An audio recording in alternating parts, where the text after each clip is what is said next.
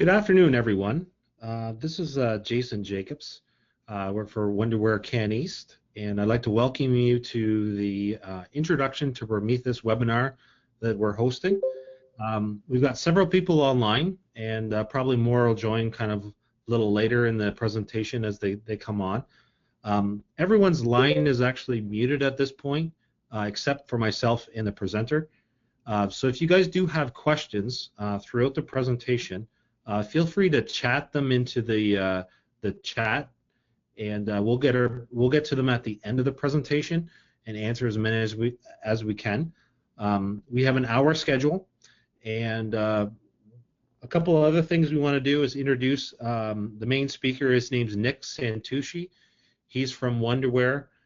He is a system consultant down in the U.S. and an expert in the Prometheus area.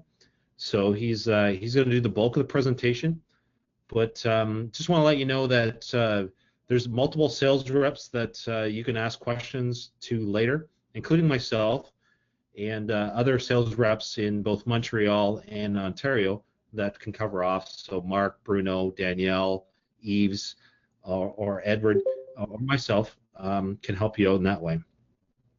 So getting to the topic, Prometheus is a new product for us. It's meant to be a little bit of a disruptive technology, and what we're hoping is that you actually generate lots of questions and have lots of doubts. This product is made to do that.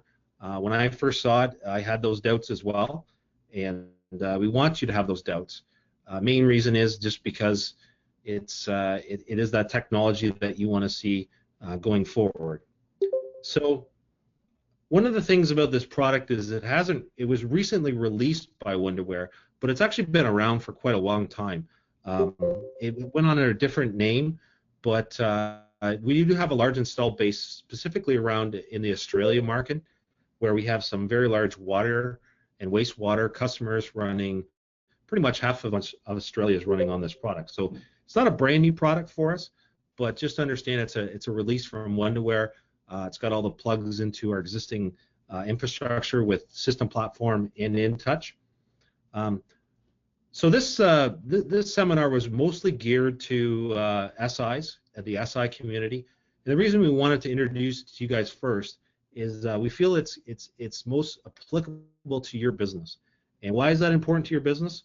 Probably the biggest reason is the engineering time or the standards that you can achieve with this product.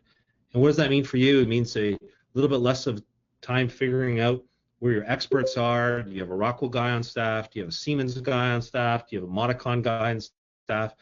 This is a tool that's going to give you a single interface to do all those things, and to do kind of bridge that world between a SCADA system and a PLC system as well. We're a lot more agnostic when it comes to the products that we talk to. You'll see this product connects to a lot of IoT devices as well. So we have a little bit of future proofing it as well. And it also does a lot of other key things that can assist you when you're doing projects. And that's the main thing, right? Things like tracking your changes, things like documentation. These are all tools that you guys typically spend a lot of time on, and we're hoping that this product will solve some of that or reduce that time, so when you do get a project, you can implement very quickly.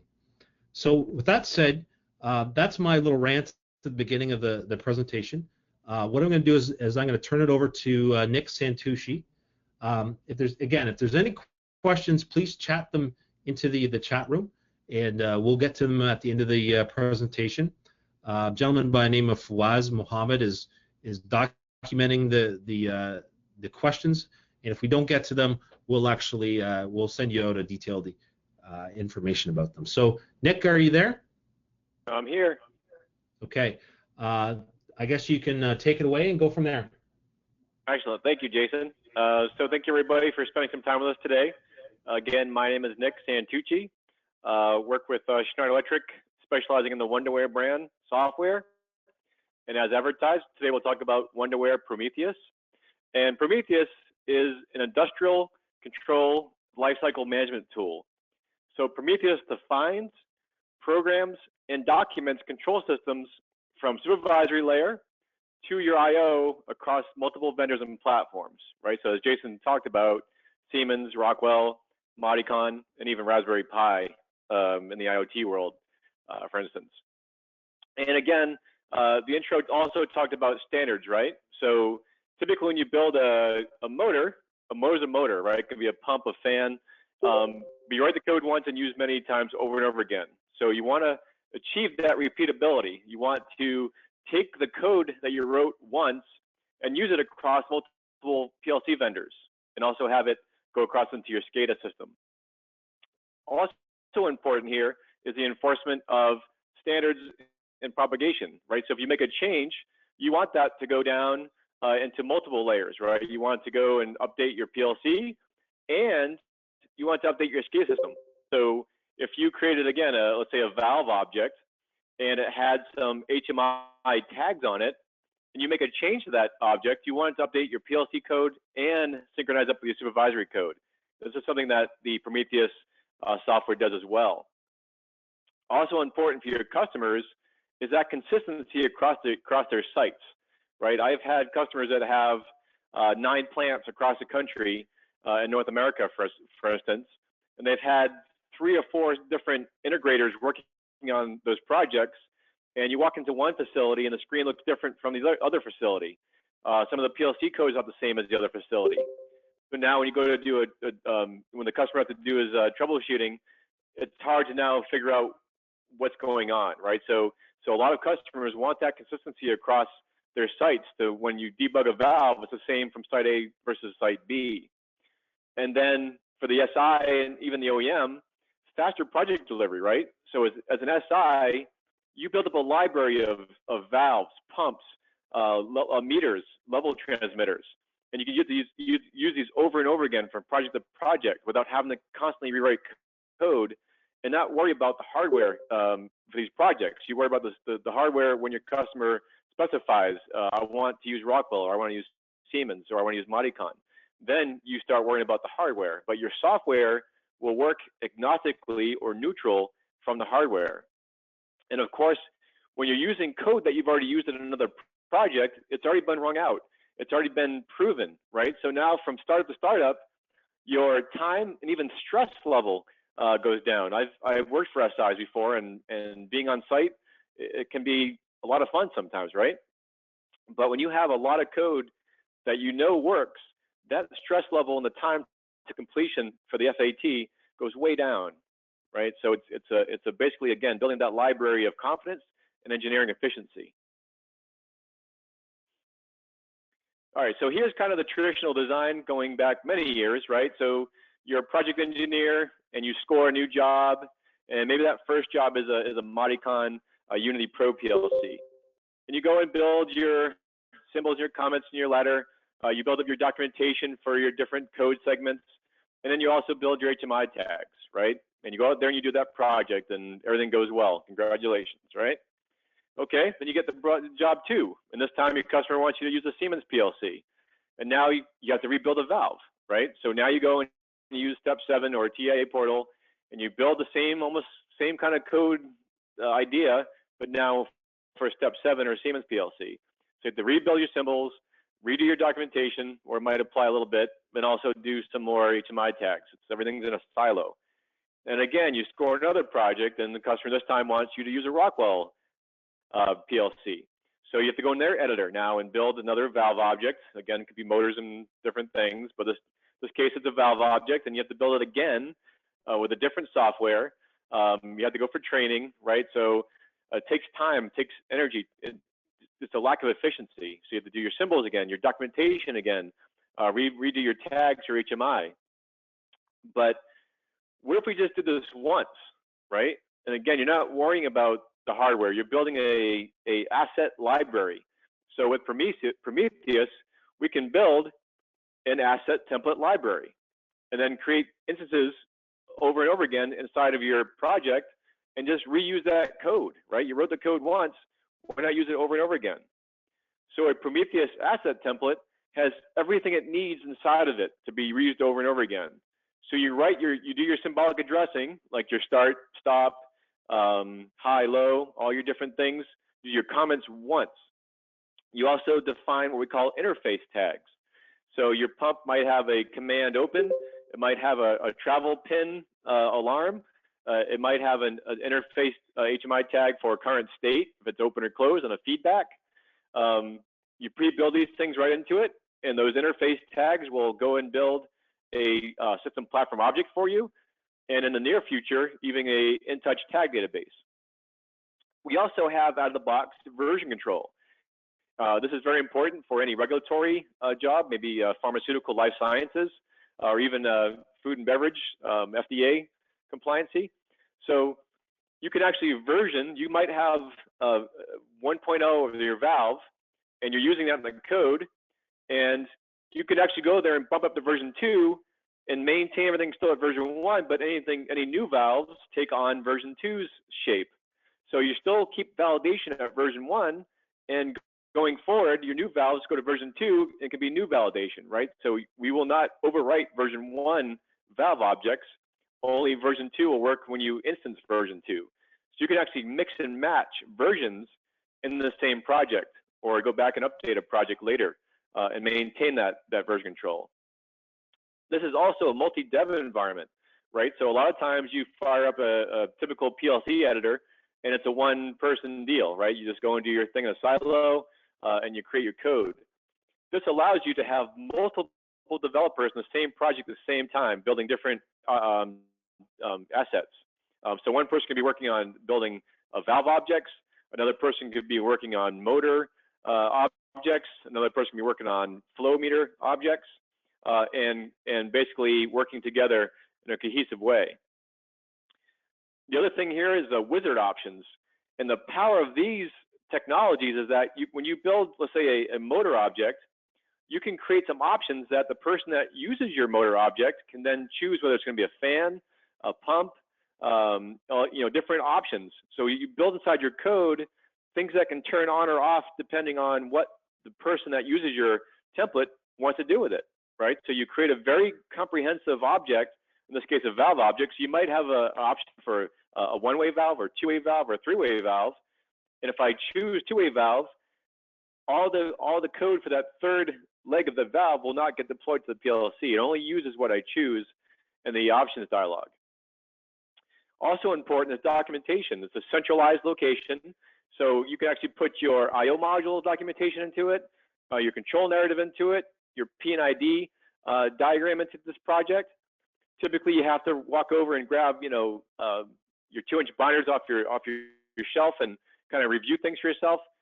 This documentation can be scanned in and put right into the project. So you always have it at a glance when someone says, "Hey, I need you to add let's say a new skid to this project." When you open up this project, everything you need to kind of refresh yourself is right inside the same project development environment. And then, of course, controller logic. So we support the IEC 611 standards. So we do ladder, function block diagramming, sequential function charts, and also structured text. So all the interfaces you're used to using in your Rockwell Studio or your Siemens TIA portal or Unity Pro environment can be done right inside of this Prometheus interface as well. Then we talk about, again, propagation. So when you make a change at your template level, all the instances and even the HMI get updated with those changes of the shape. So again, you might derive from your valve template instances 1 and 2 for the valves. And again, these valves can have options, right? Wizard options. So valve 1 might be a 2-way valve, and valve 2 might be a 3-way valve, but they're deriving from the same valve. And if I make changes at that template level, it's going to get pushed through. And then the interface tags of valve 1 and 2 get pushed out to different HMI platforms. So today we support system platform and ClearSCADA, and within probably the next few months, we're going to also support standalone classic InTouch, and again, build you a tag database of interface tags from the Prometheus level. So it's actually in a beta state right now, so it's coming out very soon. So again, when you make the change to your template, all the instances, all the real-world valves that you're attaching to real-world I/O get that update, right? So you don't have to walk around and make these changes at every PLC. If you're on an Ethernet network, this will automatically keep everything in sync for you, all the way up to your SCADA level. So very, very valuable for engineering efficiency time. So again, creating that standard platform, right? So if anybody's ever been a Wonderware system platform user, this is the same kind of a concept we pitch with system platform. You build your valve object at your scale level, your motor, your meters, your level transmitters, and you use them over and over again, right? So that from project A to project Z, you get to reuse those SCADA objects. This is the same way. You build up a library of asset templates or objects that you can use over and over again, regardless of what PLC vendor you're looking at, right? So it doesn't matter if you're using Siemens, Rockwell, Modicon, or again, even Raspberry Pi, the code you write in Prometheus will deploy to it, right? Saving you a tremendous amount of time in training and commissioning, and then also debugging. Because once you know how your motors work, doesn't matter which PLC you put them into, it's the same exact code. So troubleshooting your code down the road becomes very simple.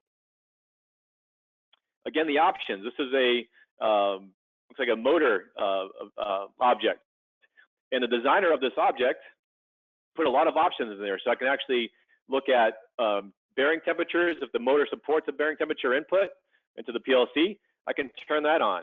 I can look for the emergency e-stop latch, put that on.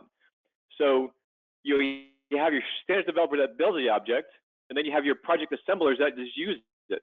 So the project assembler doesn't really care what's behind the scenes in this.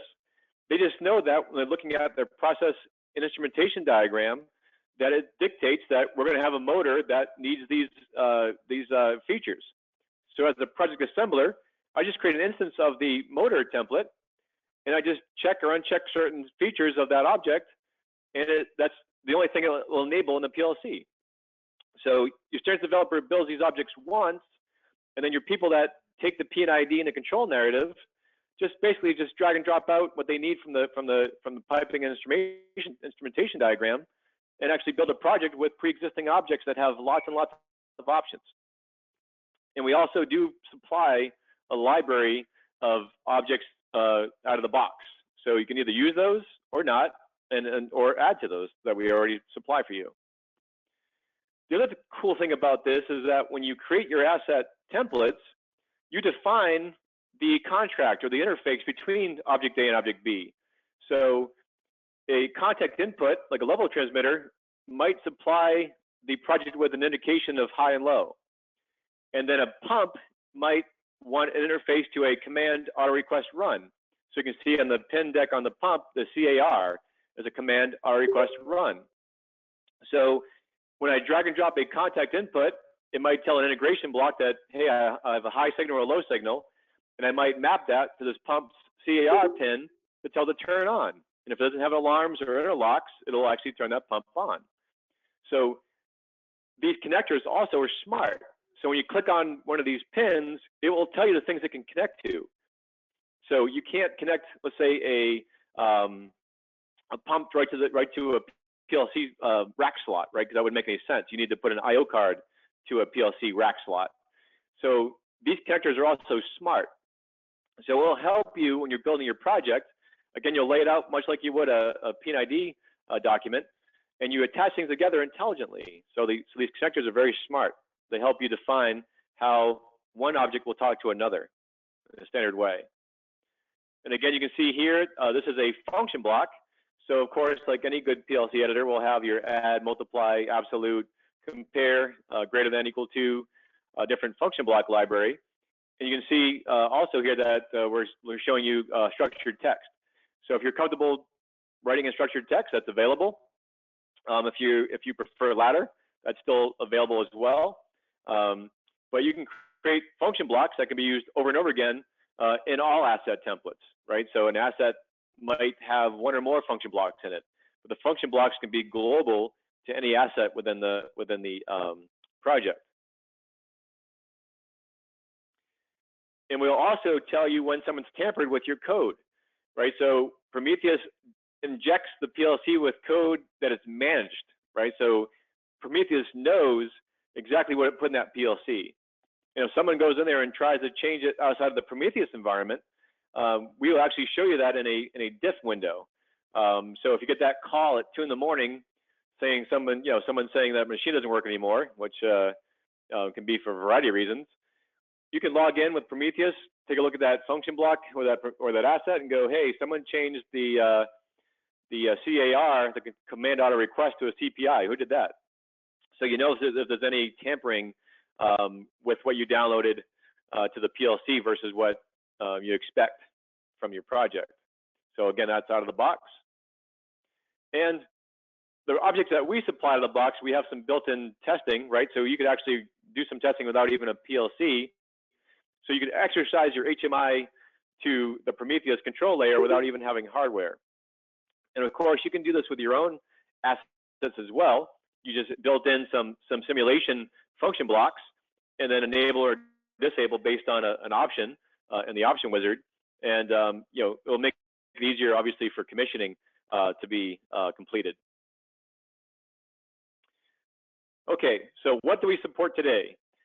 So we support the Rockwell ControlLogix platform and pretty much all of their CPUs on that within the ControlLogix ecosystem. We also support the Siemens TIA series PLC 300, 400s, 1500s, etc. So again, the same code you're writing will download to any of these platforms. Of course, we also support the Unity Pro, the 580 and the 340. So again, the code you wrote will support all these platforms.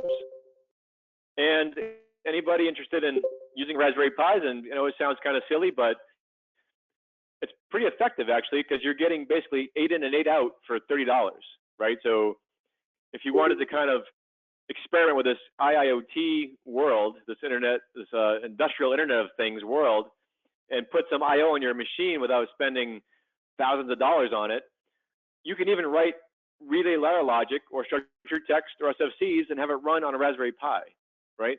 So you as a project person won't even know you're using a Raspberry Pi because you're going to debug it in ladder. So you can basically take a $30 Raspberry Pi and turn it into a PLC. It's pretty cool stuff. If you use PLCs in the same family, so let's say you use 3 or 4 Rockwells or 3 or 4 Siemens, things in the same family, what Prometheus can even set up your peer-to-peer network infrastructure. Have IO1 talk to your output 3 on a different PLC. So in this case, you can see we can have multiple Raspberry Pis talking together. So again, if you're doing, let's say, data collection for the Internet of Things, industrial Internet of Things, you can even do a peer-to-peer networking with Raspberry Pis in addition to the traditional PLC platforms of a Rockwell, Siemens, or Modicon. We also support bulk import of projects. So I know with some of my system platform customers, they'll use an Excel spreadsheet. They use a GR Access program to iterate to that Excel spreadsheet and actually build a galaxy without even typically even using the IDE. So this has the same concept. You can actually build a lot of your project using an Excel spreadsheet, lay out your asset templates and the instances of the asset template, import it into the Prometheus environment, and actually will build out a lot of stuff for you in a bulk way. The supervisory layers we support today are a product called ClearSCADA. It's a Schneider product. And we also support system platform, Wonderware system platform. And again, in about probably 3 months or so, we're also going to have the offering for the classic InTouch. So the interface tags that you define in Prometheus will help build the InTouch tag dictionary. So you don't have to retype everything in, which is obviously another excellent engineering efficiency tool. But right now, this is what we support out of the box. Of course, this will be expanded. This product, like Jason said, has been in the market for a while. But now Wonderware with Schneider Electric are pouring in some major R&D money into the product. So the dev team is putting a lot of new features into the product, and we'll be expanding the platform footprint significantly over the next year and into the future. And again, Prometheus also will set up your communication. So I'm going to do a live demo here in a few minutes. You'll see that when I build my Prometheus control code, that control code has interface pins that will tell system platform to make a object in system platform to match those pins and also set up the communication automatically for me. So if I'm using OPC and the PLC, let's say in this regards, a Modicon 580 PLC supports OPC right off the module. If I tell it I'm using OPC, it actually will configure my OPC connection using the OI servers. As long as I install my OI gateway driver, it will actually create a instance of the OPC client for me and pre-bind all my tags together for me. I don't have to do any configuration of my network. It does it for me. And I've also had it work, the way we talk to the Raspberry Pis today is through Modbus TCP. And I've built a control project in Prometheus, downloaded it to the Raspberry Pi, and even set up a Modbus TCP to system platform for me, right? So I had to do absolutely no networking configuration at all for myself. Prometheus took care of it all. It was pretty slick.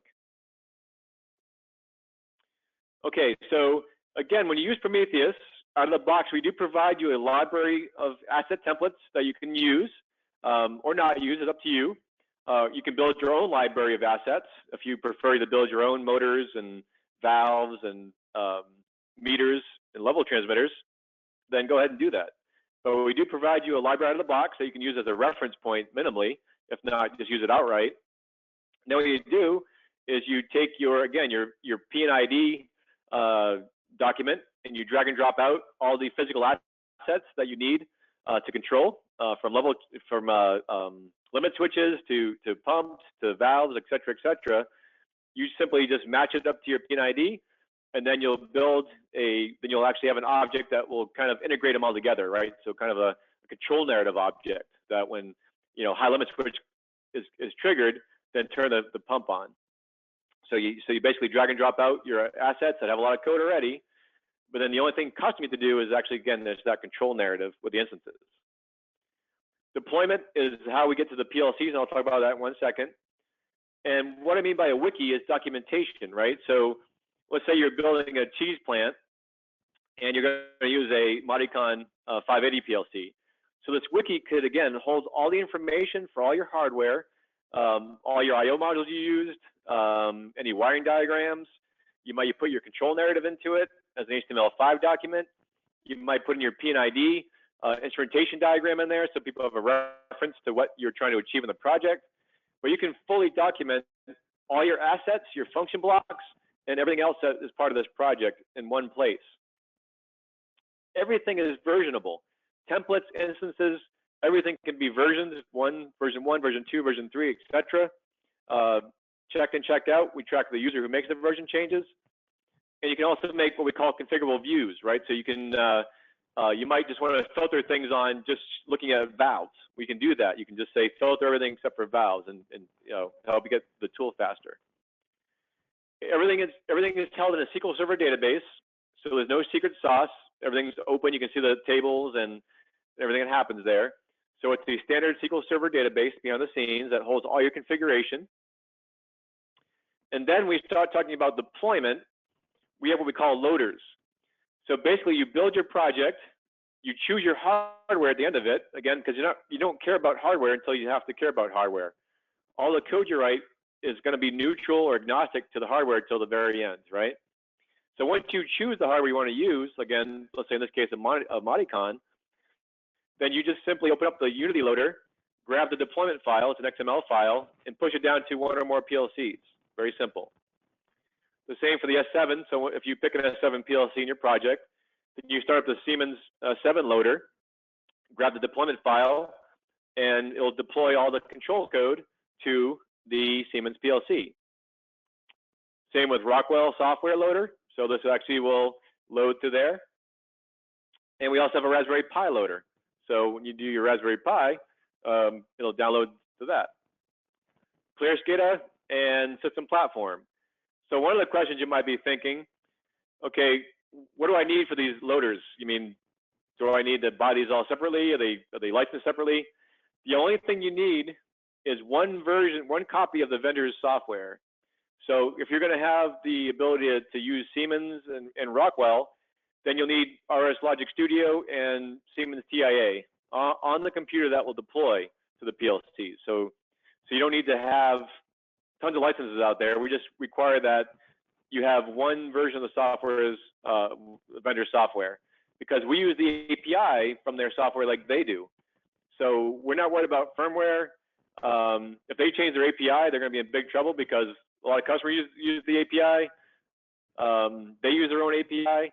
So we're actually using the same API that they do to download to the PLCs. So all the code, control code that you write, gets validated with the vendor's API before it gets injected into the PLC. So it's all validated. It's all within the rule set of what that control code accepts. And then of course we have the import-export tool for bulk editing, bulk export. So if you wanted to share, let's say I created an awesome valve asset template and you wanted to use it in your project, I can actually export that one valve object and give it to you. You can import it into your Prometheus project and use it. So it's very flexible in the ways of sharing project data or even a whole project or just a bulk export for backup. Okay, so as far as I know, this is the world's first multi-vendor control configuration tool for any PLC that we support today, which is the major vendors. Again, we don't worry about firmware because we're using the vendor's API to download the control code to. It's validated to their API. You know, you can use that to make sure what's going down works okay. And again, using the API, we're ensuring 100% integrity when making the changes across the PLCs, RTUs, or HMIs in real time. So we're not bypassing vendors' rule sets. Everything we go down to the PLC with is validated with their own API. So again, that's the only reason why we need to have at least one copy of each editor's manufacturer's software to validate to their API. That's all you need to do, though. Okay, so some of the benefits, obviously for OEMs, you build that machine. Let's say you're a North American OEM and you built a plastic extruder. Rockwell is kind of the dominant PLC in North America. So you put your eggs in that basket and you've built hundreds of plastic extruders. And then all of a sudden you kind of want to push your market into Europe. Well, then you got to start talking about using Siemens or even Modicon, right? So now you're trying to sell that machine into the European market, and they're going to insist most likely that you use a Siemens or a Modicon. So now you're kind of stuck having to rebuild that code again, right? So now you have to go and, you know, get trained on another vendor's software and, you know, train up your on-site deployment team on that software. Whereas Prometheus, again, if you wrote your control code in Prometheus, of course you can download to the Rockwell, the PLC, the ControlLogix PLC. But then in the future, if a customer demands that you use a Siemens or a Modicon PLC, it's not a problem. You just simply change out the hardware in the project, or you just basically copy that project, change out the hardware configuration, and re-download it. But all your control code, again, is neutral to that hardware, so you don't care. It's not really a big deal to change out the I/O modules and attach it to a new PLC rack and download. So it makes it an easier way of not having to worry about any dynamics of a customer demanding a different PLC that you might have already configured for your machine. And of course, the consistency is also important because now, regardless of if your valves or your heat zones on that plastic extruder are on a Rockwell PLC or a Siemens or a Modicon, the code's the same, right? So now your on-site deployment team using Prometheus doesn't care the hardware. They know how to debug that asset. It's the same across all the different vendors. Of course, for SI, to me, is that library of reusable assets, right? So you build up over time your favorite motors, your favorite valves, your favorite meters, and project A, you know, it might take a little bit more time because you're kind of doing it for the first time. But project B should be faster. Project C should be faster than that. Project D, et cetera, should get faster and faster and faster because you're building projects on stuff that you've already used 10 times. So that code, you know, works. You're not worried about it. So your startup risks are significantly reduced. You're not worried about the hardware because even if the customer changed hardware in the middle of the project, the code you wrote will work with Rockwell, Siemens, Modicon, or even Raspberry Pi, right? So you're not worried about any kind of changes like that. But to me, really, it's that library of pre-written code that you know works, to make your project A to project B to project C faster and faster and faster, more reliable, and less stress at startup. So again, it's kind of like that system platform approach that once you actually have your SCADA objects done, your graphics are done, your scripting's done, you feel more confident the project that you can reuse those components. This is the same exact feel at your control layer, that you can actually now reuse PLC code regardless of what hardware you're doing, but it makes your project time faster and faster. And then for end users, again, end users like that consistency that Site 1 and Site 2 have the same code standards, right? So if they have to send out one of their maintenance people to check machine A at Site A, it's not going to be any different from machine B at Site B, right? It should be the same across all their sites. So that way, when they do their debugging or even add on the projects, it just provides a consistent layer in front of them so that they don't have 18 things going on differently. Like I said, I've been there. I've been to customers that have multi-sites across North America or even globally, and almost every site has a different way of programming a motor, a pump, valve, level transmitter. It's kind of insanity, you know, so they have to train people in different vendors and also understand how the PLC has been written differently. So it's kind of aggravating to them. Okay, so let's go to the real interface. So this is the Prometheus interface, and I'm going to use system platform as my SCADA layer. So what I'm showing you here is that there's nothing on my sleeve. This is totally empty. I have nothing in my model, nothing in deployment. There's no instances. The only thing I did was I imported this Prometheus library that matches up with the objects that we provide out of the box. So I want to sit there and do that in front of you guys. So this is an empty galaxy except for the importing of the Prometheus objects that come with the product. And you can see this interface. Again, this is multi-developer. So when I do things in here, I can do check in, check out. So that way, with let's say one of my peers came in and wanted to work on some code, they'll see the things that I've checked in and checked out, or things I have checked out currently that they can't use. But again, out of the box, we provide you a pretty extensive library. So you have your contact input, which would be good for obviously level transmitters, fixed speed motors can be, you know, pumps, fans. Again, this is the template, right? So this is where the standards developer built this for me and provided me with a bunch of different options that can turn things on or off. You know, actuators, valves, right? Two-way valves, transmitters, and also some of the PLCs in here. So these things come with the product. You just import them if you want them. The other thing I'll show you real quick is our function block library. So things you, again, expect from any vendor's control code is you have your, you know, comparators equal to, greater than equal to, add, multiply, move commands, right? So these are all typical things you expect in a control environment. Out of the box, we provide you with this. You can extend these out if you want to. So the template's there. The first thing I would do, again, is take my P&ID document and my control narrative and start building, right? So I'll create a new workspace. This is kind of where you can start designing the interface. So my project I'll show you here is simply that when a high level comes in, it's going to turn on a sump pump. So I'll just say sump pump control. And you can use a workspace kind of like a logical way of breaking up your project into many different areas. So you might, let's say you're doing a water project and they had, let's say 10 lift pump stations or booster pumps around the county or province. You know, you can break this up into 9, 10 different workspaces and kind of concentrate on the control code for those kind of logical areas. This is what this is doing. So again, my P&ID dictated I have an input and a motor, right? So I'm going to grab this contact input. This is a template, and I drag this out. I'll put it here. And now this is representing a physical switch in the field. So I'll give this a tag, right? A real world tag. So maybe LIT 101. Again, this is the field tag that I would expect in the field.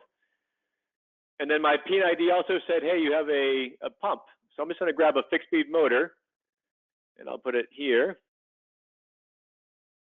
And again, this is representing a physical asset in the field. Click on that, and I'll call this pump 202. And again, this is now an instance of the template. And now I can come in here and make changes independently at each instance level to define what I'm trying to achieve with these instances of the object. So again, now my control narrative needs to kick in, and my control narrative says when LIT 101 it goes high, turn my pump on. And what I'm going to do is I'm going to grab this what we call a custom asset, or I like to call it an integration asset. So I can come over here and drop this in, and now I might call this, I'll say just main. And now, again, the templates or interfaces have a definition of how I communicate with them. So I want this limit switch to tell me when it turns on, so I'm going to drag and drop this over here, and it'll automatically create me the hooks to talk to that level transmitter. So now it's defined together. And I don't like that name too much because it's not very descriptive. So I'll come down here and make this name change to, let's say, hi. Oh, bad typing. Hi. Right, so now I have a hi connection. And now the pump also has a command interface. I want to drag and drop it to come over here to the integration object and also create a interface to talk to the pump. And again, I don't like that name, so I'm going to create something that makes more sense for me for code. And I'll do that.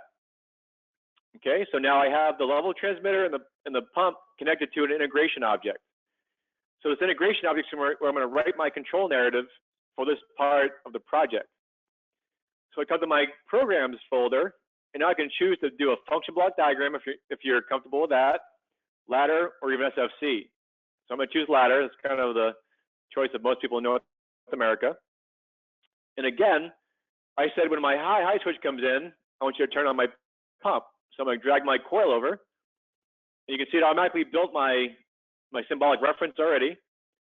I'm going to grab this command request run to my coil to tell the pump to turn on. So this married the level transmitter and the pump object together. That's how I can make these kind of work together. If you want to use a function block, let's say every Wednesday you wanted to turn that pump on to do some kind of a purge, I can take my day a week function, I drag it out here, and this will tell me, Monday, Tuesday, Wednesday, Thursday, etc. So maybe every Wednesday I want to turn the pump on as well. So I'm just going to take the parameter, sorry. So I come to my parameters, and there's my day of the week parameter. So I'll take day 3, and I'll make an OR statement, right? So if my level transmitter comes in, or it's Wednesday, turn the pump on, right? Simple as that. So these function blocks are kind of almost like a DCS feel to them. All the attributes can be used in your code without having to create new memory areas. It's pretty cool stuff. Okay, so a very simple little program. So now level transmitter indication high will turn on command auto request run, or on Wednesday it'll kick in. So now I need to start talking about hardware, right? So now if I click on this connector, it actually will filter my library to only things that it can talk to. So in this case, I can only talk to a Schneider Electric or all the input modules for the major vendors, Siemens, Rockwell, Schneider. So I'm going to choose a Schneider I/O module. Again, the code on the left side is completely oblivious to the hardware until I hook it in finally. But now we're looking at physical part numbers, right? So now I'm coming in here and looking at a I/O module. So I'm just going to create a 16-channel one. And this is your physical part number, 1602. These are things you buy out of a catalog. And now I'm going to attach the I/O to these physical points. So now it knows how to map the indicator of this level transmitter to the first physical wiring point of that I/O module.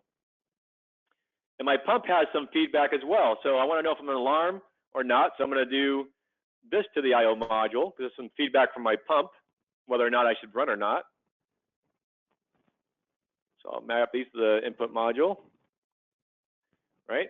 So that's how I wire to the input module. And then for an output module, I click on the socket. And again, it filters only things I can talk to. In this case, the major vendor's output modules. And I'll drag this out. Oh, want the Schneider one. But again, my code is still independent. I'm just starting to wire things to hardware because I've decided what I wanted to use now. So do 8 channels fine. Wire to here. Okay, so now I'm linked. Now my I/O is linked through. Now I choose a PLC. So the slot icons again filter down to things it can talk to. In this case, only a Schneider PLC. So I drag this guy out here, and I'll assign my I/O modules to a rack space, like a physical layout. And again, this is to tell Prometheus how to actually do physical addressing, right? So now I'm going to do that. The last thing I'm going to do is set up my supervisory layer. So in this case, I'll click on OPC. In this case, the only thing I can talk to right now is system platform, so I'll put that there. And I did give it some information. So the Galaxy is just localhost. Everything's I'm running on one machine. Hey, Nick. And I'll give it the, yes. We just have 15 minutes left, and we have a variety of questions. Okay. So why don't we just go to the questions? I'll just keep doing this and answer at the same time. Okay. Hey, thanks, guys, for sending in your questions. Really appreciate it. We've got some really good ones here, and I'm glad there's lots of questions. So I wanted to establish a little bit of time. So first question was, how long has Prometheus been commercially available? Like I was saying at the beginning, I think Prometheus was under a different name. Most recently, Wonderware and Schneider Electric have kind of adopted that and relaunched it, I want to say, to the market. But just know that we've got a full success story actually in Australia for a water company that is handling over 2,400 controllers. These are multi-vendor, Siemens, Modicon, ClearSCADA, and they've done the success story with us, and they project and have proven to us that they've had a 30% reduction in engineering costs. So that's the product's been around for a while. I think commercially in our price list, it's been around just recently, but it's been around for a while. Like, I understand the technology is not new. Hopefully that answers your question. One of the second questions was, presumably this is an IEC 61131 compliant. I believe, Nick, that is true. It is, correct? Yes, it is. Yep. Yep. Correct. The third question was, what project sizes have been completed with Prometheus? I think obviously the big one that I just advertised there is one of our biggest installations worldwide.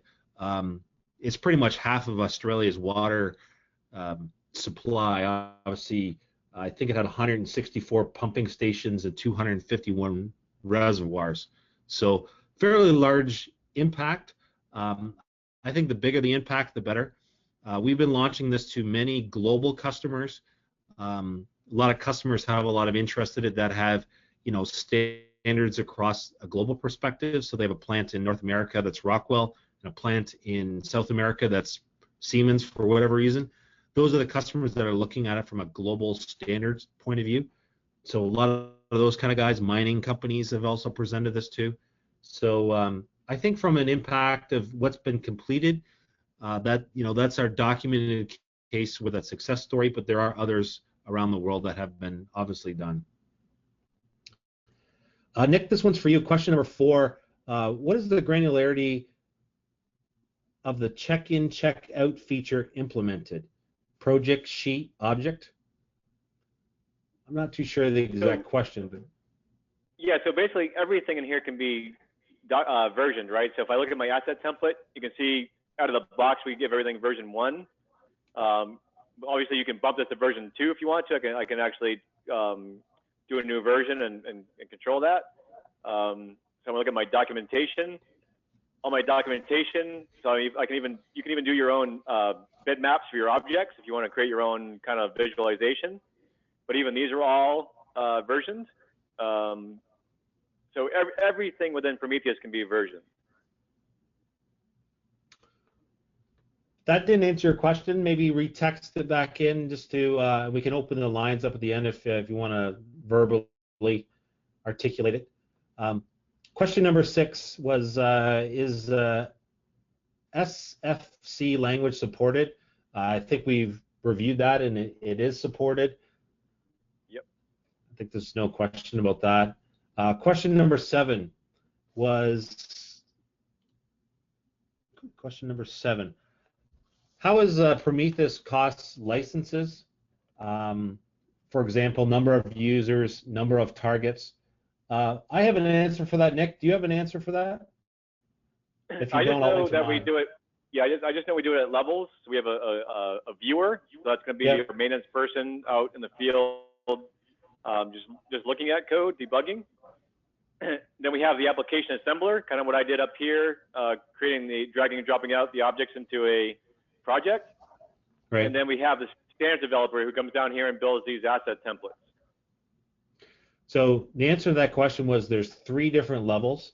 It is being placed in as a subscription model. There is some debate whether it will be actually inside the SI consignments or not going forward. Also, if you didn't know, Wonderware is releasing a subscription-based model of system platform, so a little bit different than we have today. Inside of the subscription-based system platform will be a no-charge copy of Prometheus.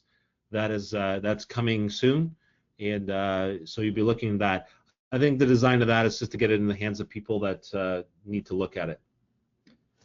Okay. So one of the concerns was that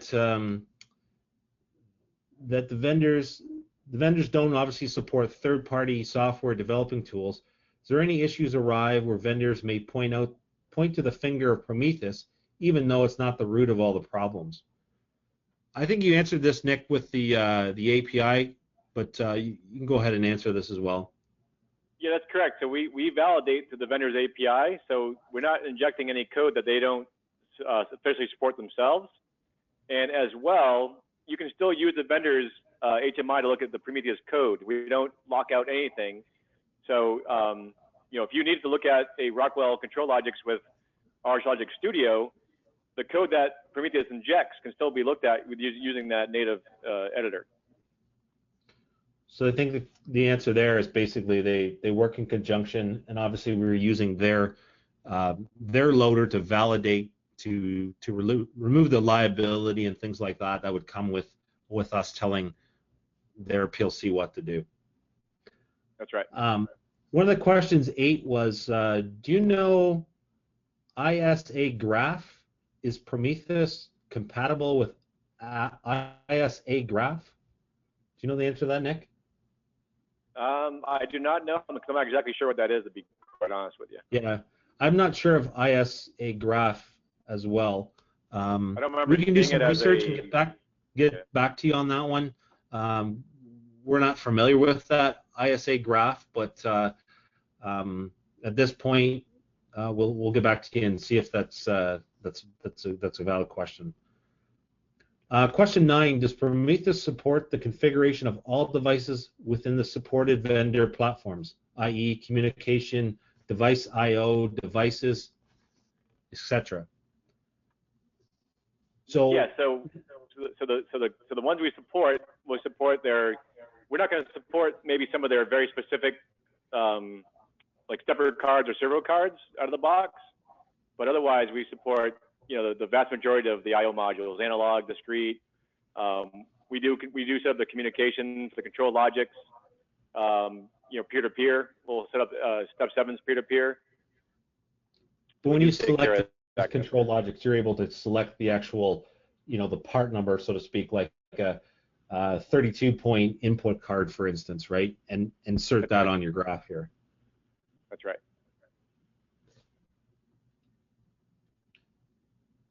Number 10 was, how is Prometheus licensed? I think we've kind of answered that. So basically, the other thing that's important too is it's going to be a subscription-based model. Yeah, it is subscription. Correct. Yeah. So again, the answer to that was view only, a project builder, and a standard management builder. So there's 3 different tiers, I want to say, of kind of involvement, I guess. So if you're the view only, then you might be in the hundreds of people. If you're a project builder, maybe there's only 5 project builders on the team. and maybe there's only one management builder as well. So it'll be tiered for that type of pricing. And like I said, there's some other spots where we're injecting Prometheus just to get it out in the market a little bit more, and go from there. Oh, question 11. The UI seems to be a little bit cluttered when it includes the functional logic and the hardware configuration. Is there any other way to represent the hardware configuration other than directly on the sheet? Yeah, so basically you can create a separate workspace, just call it, let's say, PLC hardware. And you could actually put all the I/O modules in this instead of having it on the control area. So you can have these instances be in multiple different workspaces. So you can make the sump pump control not have to worry about the CPU, the Galaxy, or even the DI and DO modules. You can rewire those in a different workspace. Okay, hopefully that answers that question. If not, retext it in a different way. Question number 12. Does Prometheus support runtime debugging animation? Yes, actually, so let me do that. So I loaded down to the PLC, and let me just make sure I'm on there. So you should be able to look at the programs. I am live. Okay, yep. So now if I come back in here, do memory. Okay, so now I can come into my program.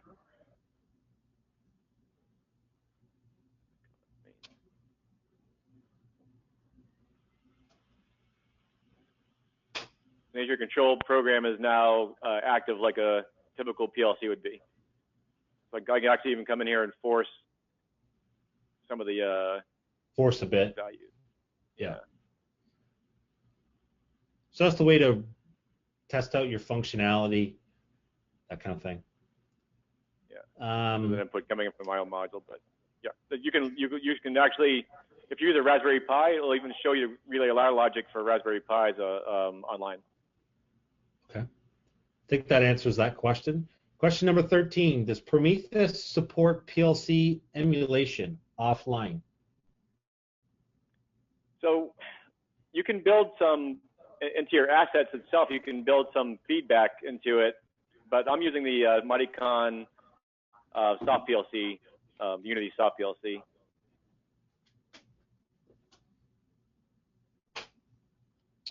Okay. But you can use any PLC you want to in a bench and then re-download it to another PLC if you want to. Okay, is there any other questions that that are out there? We could, I don't know if we want to open the line, but we'll hold off on the line. And if you do have any other questions, what we can do is supply you our contact information. Hopefully you know our contact information. Just send any of your further questions to one of your sales reps, including myself, and we'll get it off to Nick if we don't know the answer. There is the one question we'll follow up on where the ISA graph there, and get back to that person that asked that question. We'd like to thank you guys for your time. We are 2 minutes early, so I think we did a pretty good job on time management. But hopefully this helped you give you some information about Prometheus and some ideas putting in your head on improving your engineering time, because this is really about you guys and the amount of time you guys spend trying to figure all this out every time you do a project, and then do it the next project and then the next project. This product was designed to really make that more efficient through a bunch of these tools. It's meant to give you a better idea of not really caring about what the PLC really is, right? We'll just talk to anything. So that really helps you when you have to make a decision on what PLC to use. You don't really need to make that decision anymore. You can let your customer choose that and do all your code and all your integration up at this level. So I'd like to thank you guys for your time. Again, if there's any other questions, please give us a call or give us an email or somehow get a hold of us. And otherwise, we appreciate your time, and we'll end the WebEx. Thanks, guys.